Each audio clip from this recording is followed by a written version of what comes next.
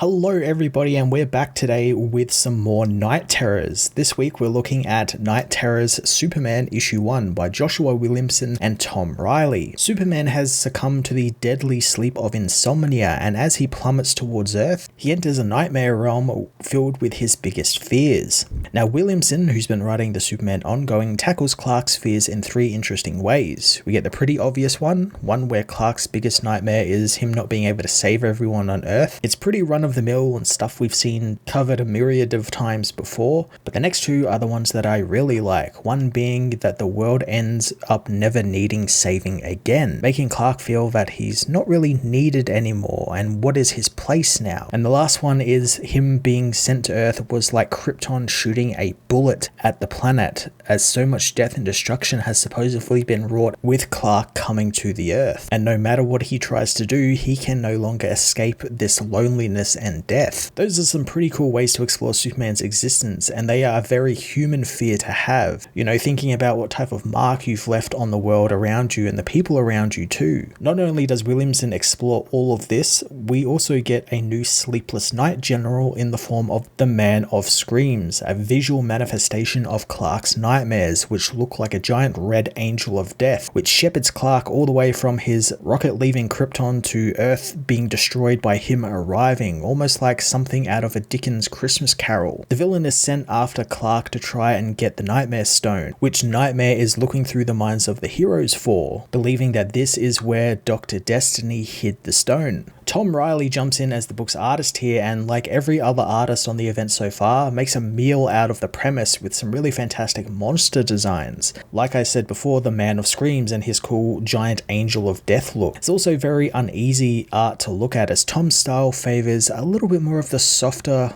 kind of cartoony look. Think of other artists like Chris Sammy or Doc Shanna. So you have this harder edged, uneasy, nightmare fuel story stuff happening within the style that he does, which is very light and cartoony, very brighter colors, and I think that's a brilliant choice. It makes it very uneasy to look at, and again feels that whole dream vibe where everything is kind of off in some way, but you can't really put your finger on why. The color purple is still being prevalent throughout all of these tie-ins, and it's great here too, especially with Superman's whole outfit contrasting very nicely against the light and dark purples. Superman is not alone in his nightmare here, as Supergirl manages to smash her way into her cousin's mind, most likely due to the bond they share, being family and being the last survivors of Krypton. However, Kara is also running from what was in her mind, which is the zombified past iterations of herself, who constantly pursue her to try and kill her. It's been a while since we've had a proper Superman and Supergirl team up together, so I'm looking forward to seeing them go through the nightmares and maybe even help each other overcome their fears. The big cliffhanger of the issue is quite interesting as well, as Superman, among other people around the world, have been found by Aquaman and his family, who are very much awake somehow.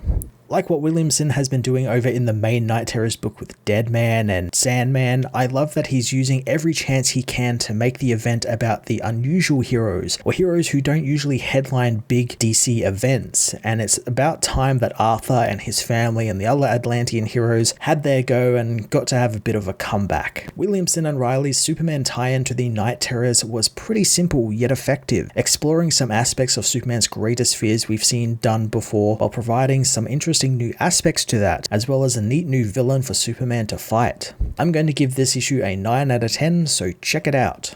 And while you're here, why not check out what I thought of the previous Night Terror books with the first issue of the event series, or stick with Superman and check out what I thought of the new animated series My Adventures with Superman.